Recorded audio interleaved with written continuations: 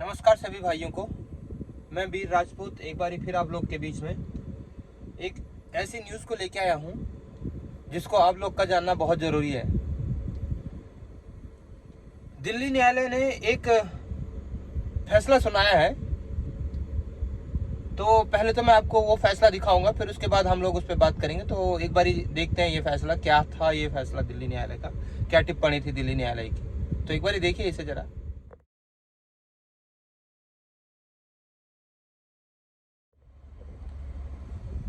तो दोस्तों, जैसा कि आप लोगों ने ये आर्टिकल देख ही लिया होगा, इस आर्टिकल में दिल्ली हाई कोर्ट या दिल्ली हाई कोर्ट के जजेस जो टिप्पणी कर रहे हैं वो साफ साफ ये कहते हुए नजर आ रहे हैं कि यदि कोई हेट स्पीच आपने हंसते हुए या मजाक के मोड में दी हो तो वो हेट स्पीच, उस पर कोई कानूनी कार्रवाई नहीं होगी। इनका कहने का मतलब है कि उस पर कोई केस नहीं बनता है। तो जैसे कि आपने पढ़ ही लिया होगा, hate speech if said with the smile no criminality.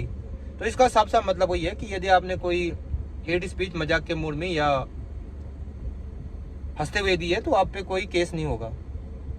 तो आप लोग को क्या लगता है, कल के दिन कोई किसी को हंसते हुए किसी की गर्दन उड़ा दे या हंसते हुए किसी को गोली मार दे तो क्या दिल्ली हाई कोर्ट सेम यही टिप्पणी करेगी कि आपने हंसते हुए मारा तो आप पे कोई कानूनी कार्रवाई नहीं होगी, या हंसते हुए आपने किसी का घर उड़ा दिया तो आप पे हंसते हुए कोई कार्रवाई नहीं होगी?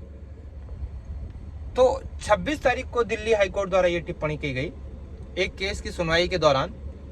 तो केस क्या था, अब सबको याद होगा 2020 में इंडिया में सीए का प्रोटेस्ट चल रहा था, तो उसी टाइम पे दिल्ली में विधानसभा चुनाव भी थे। तो केंद्रीय मंत्री हैं अनुराग ठाकुर, इन्होंने 2020 में एक स्लोगन दिया था, देश के गद्दारों को गोली मारो सालों को।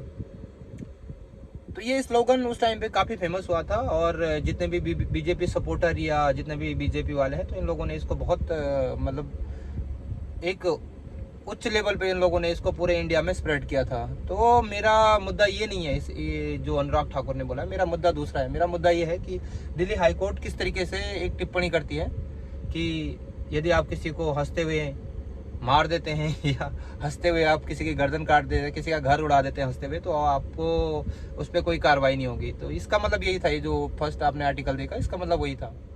और रही बात जो अनुराग ठाकुर ने कहा था देश के गद्दारों को गोली मारो सालों को, ये किसी पर्टिकुलर कम्युनिटी के लिए नहीं था।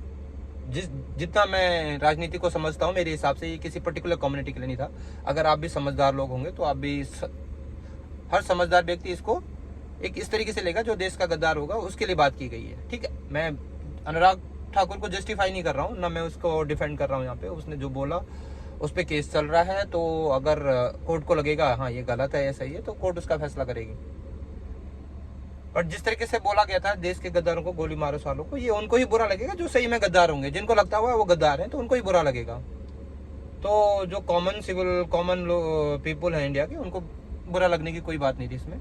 बाकी मैं अनुराग ठाकुर को डिफेंड नहीं कराए, मेरा सिर्फ मुद्दा ये था कि दिल्ली हाई कोर्ट ने एक जो टिप्पणी की है मेरे लिए तो वो बहुत मतलब बेवकूफ़ी जैसी टिप्पणी लगी कि किसी बेवकूफ़ ने एक टिप्पणी कर दी हो। बाकी मैं किसी दिल्ली हाई कोर्ट के जजों को कुछ बोल नहीं रहा हूँ, बट जिस तरीके से मेरे को ये टिप्पणी लगी मेरे को बहुत थोड़ा सा लगा कि मतलब कोई बच्चे ने बात कर दी हो। तो बाकी तो आप लोग समझदार हैं, देखिए आप भी थोड़ा सा सोच समझ के इन चीज़ों को देखिए। और बाकी तो यार चलिए दोस्तों, इस वीडियो में इतना ही। अगली बारी फिर हाजिर होऊंगा किसी नए वीडियो के साथ और कोई नया मुद्दा लेके। तो धन्यवाद मुझे सुनने के लिए, और मेरा चैनल सब्सक्राइब ज़रूर करें, और लाइक तो आप लोग पर डिपेंड करता है करना ना करना, और सुने ज़रूर ये बातें। धन्यवाद। जय हिंद, जय भारत।